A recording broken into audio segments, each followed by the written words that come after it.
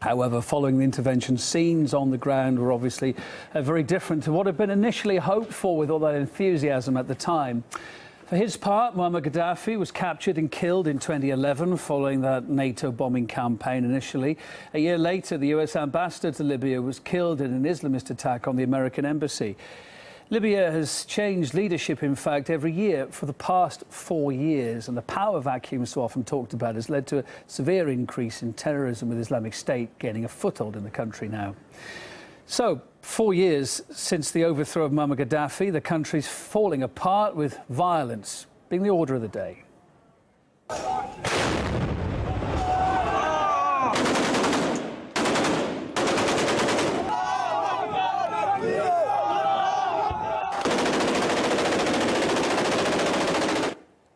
Journalist Neil Clark told us stability in Libya was never a goal of the West. Well, quite clearly, I think the Western powers will benefit from that, because they don't want any going back to the Gaddafi years, do they? They want to keep the country, I think, as a failed state, and it's quite clear that the UK spent 13 times more on bombing Libya than they spent on reconstruction. And people say, oh, it was a mistake what happened. The US and the UK and the US should have stayed for longer and helped reconstruct. I think the plan was actually to destroy Libya. I think it's the only logical conclusion we can come to, really, because they got rid of a government that run the country for many years. They destroyed the infrastructure and they didn't rebuild.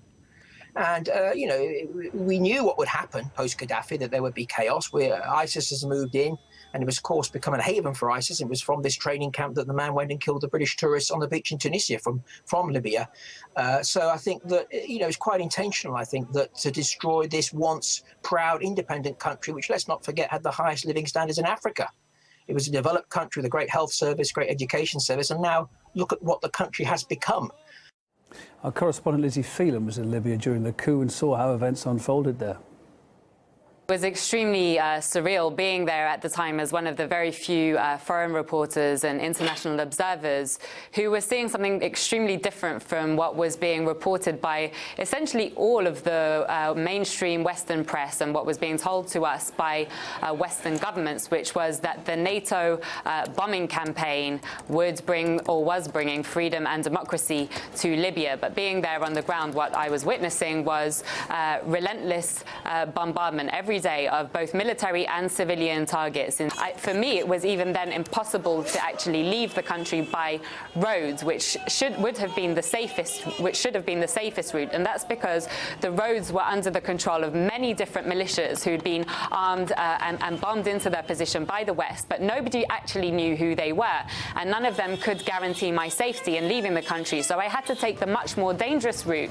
And when I left in the dead of the night at about 2 o'clock in the morning, I left to the sound of gunfire and ongoing fighting, while in all of the world's press, and the Prime Minister of Great Britain, David Cameron, and the Prime Ministers of various NATO countries were saying that this was it, that freedom had been brought to Libya, it was clear that what was happening and what is happening now is that Libya has entered into a state of endless bloodshed and lawlessness, and that the promise of freedom and democracy on the back of NATO bombs was, in effect, a lie.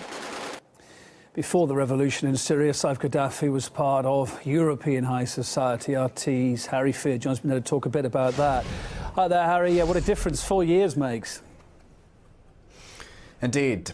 Well, the 43-year-old has really suffered a cataclysmic fall from grace. He was once seen, apparently, as a popular figure as he mingled with the creme de la creme of European high society. He attended fundraising galas and dinners from London to Paris. He was welcomed to the Élysée Palace by Jacques Chirac in 2004, even seen chatting with the British royal family. He met twice with Prince Andrew, the Duke of York. And he was a Western-educated man, and only 7 years ago received his PhD from the London School of Economics.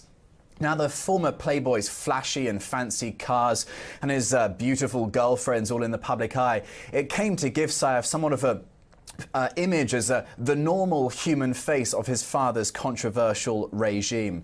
And he held a key, unofficial but influential position as a modernizing reformist figure, and was credited with some key international negotiation successes. And Saif has said previously also that he had some kind of personal relationship, friendship with Tony Blair.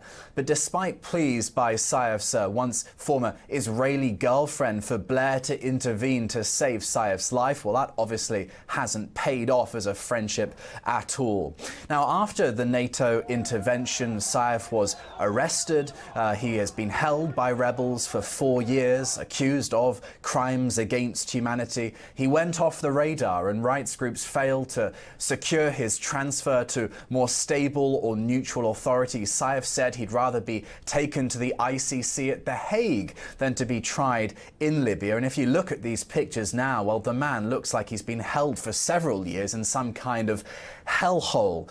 One NATO intervention later, and this man that really previously rubbed shoulders with European royalty, well, he is now facing execution by firing squad. Certainly it is indeed quite the fall of a man that was once depicted as some kind of golden prince. Harry Fear in London, thank you. In 2011, Saif Gaddafi spoke exclusively to RT just as Tripoli was being bombed then by NATO. He told us about losing relatives in a gruesome manhunt targeting himself, and admitted briefly that it was very naive of him to have trusted the West. Here's part of that conversation. In 2008, you were welcomed in London. Tony Blair embraced your father. You received your PhD from London School of Economics. And now, just 3 years on, you're a media villain targeted by NATO missiles in your own country, split by civil war. Why do you think has your fate turned so violently? It's a good lesson for everybody, for us and for others. We heard, we got messages from many countries, and we heard many news from Iran, North Korea, saying, this is your mistake, Libyans. You give up your weapons of mass destruction, you stopped developing long-range missiles, you became very friendly with the West, and this is the result. So, what does it mean? It means this is a message to everybody, that you have to be strong, you never trust them, and you have to be always on alert. Because those people, they don't have friends. Over one night, they change their mind and they start bombing us. And the same thing could happen to any other country. There are some people saying that if Gaddafi goes, the fighting will stop. Stop? Of course not.